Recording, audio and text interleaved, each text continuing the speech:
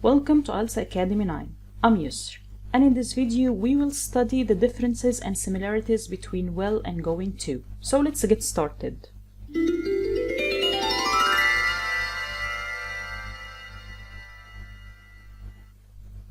Will and going to are two structures used to describe actions in the future but differently.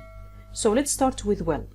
Will is used to describe quick decisions for future actions. These quick decisions are made at the moment of speaking without any plans. For example, I think I'll have some coffee. I'm too tired, I'll get some sleep. But going to is used for future actions decided before the moment of speaking, which means that we have made plans before speaking. For example, I'm going to resign, or we are going to travel to Paris next month. Both will and going to are used for predictions.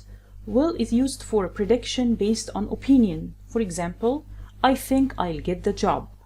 But going to is used for a prediction based on evidence we already have now. I passed the interview, so I'm going to get the job. It's sunny, it's not going to rain.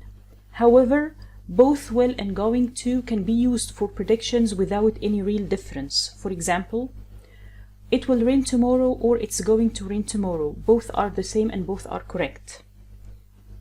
It will be a tough week or it's going to be a tough week. That's all for this video. I hope you find it useful. Thank you for watching, and please don't forget to subscribe to my channel and hit the bell to watch my new videos.